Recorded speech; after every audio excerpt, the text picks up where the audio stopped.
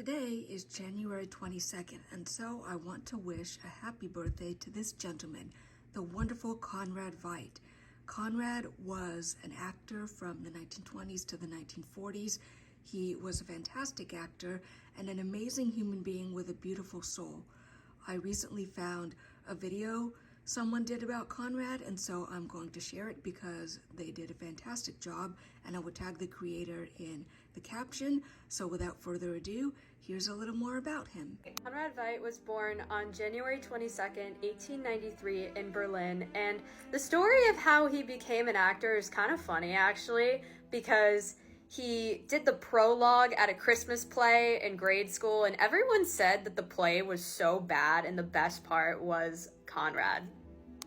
A significant portion of his early work is lost, but he still boasted an extraordinary film career and trailblazing one at that. In 1919, he starred in the film Different from the Others, which was the first film about LGBTQ+ rights ever made. And seeing as Conrad supposedly identified as bisexual in real life, this was quite a monumental moment in film history that doesn't get talked about enough. Conrad Veidt then starred in his most iconic role as the killer somnambulist Cesar in The Cabinet of Dr. Caligari, which is a revolutionary film that jump-started the German Expressionism movement and is considered the first horror movie.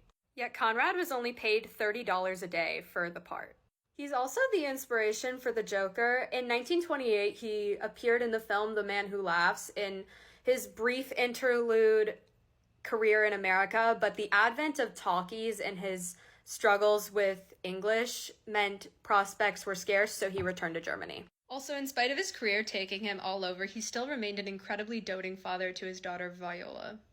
Conrad Veidt was outspoken against the rise of totalitarianism in Nazi Germany and anti-Semitism. In 1933, there was an inquisition in the film industry, and Conrad Veidt, on a questionnaire, marked that he was Jewish intentionally to stand in solidarity with his wife Lily and the Jewish community of Germany. The sacrifice of his film career ultimately just did not faze him in the slightest, because it meant that he could stay with the love of his life. He continued to face a lot of repercussions in Germany and eventually intercepted news of an assassination plot against him, so he and his wife left for England. Conrad not only contributed his salary to the war effort, but he and Lily also contributed some of their life savings to helping the Allies.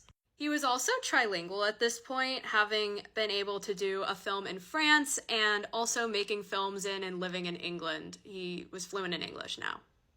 He also cared deeply for the children that were stuck in the London air raid shelters, and one year had his representatives forward them Christmas presents. He thought that if he came to America, he could have some sort of impact in having the US join in the war against Germany. But in what he referred to as a hideous twist of fate, he found himself typecasted as the exact type of people that forced him to leave his homeland.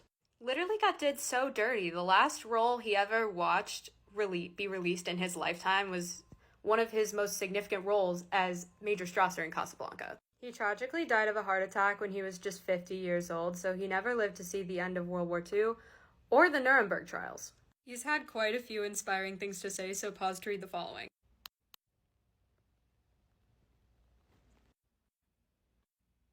Isn't he just wonderful? Conrad is one of my favorite historical figures, one of my favorite actors. I consider him an artistic inspiration, an artistic ancestor. I call on his energy all the time in my own work, especially with my current work in progress. I'm writing a stage play adaptation of The Man Who Laughs by Victor Hugo, and Conrad played Gwynplaine, the main character in the Universal film adaptation. And fun fact, that film, the 1928 silent film of The Man Who Laughs, has just entered the public domain. So if you watch it and you enjoy it, or if you're already a fan, internet, Etsy, it's free to make art inspired by it. Let's make the Man Who Laughs fan base even bigger with cool art and merch and fanfics and stuff inspired by it.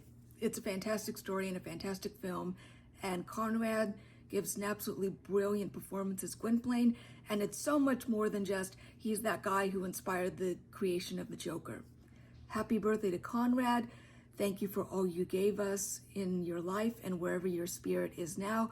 I hope it's doing whatever it wants or needs to do. And I've said it before and I'll say it again. Since the musical biopic is the hot artistic thing right now, Conrad needs a musical biopic all about him. It would be wonderful. It would be fantastic. And heck, I'll write the book for free. Somebody, let's make this happen. Conrad needs a musical biopic. Happy birthday to Conrad. And where are my fellow Conrad Veidt fans? Let's talk. Blessed be.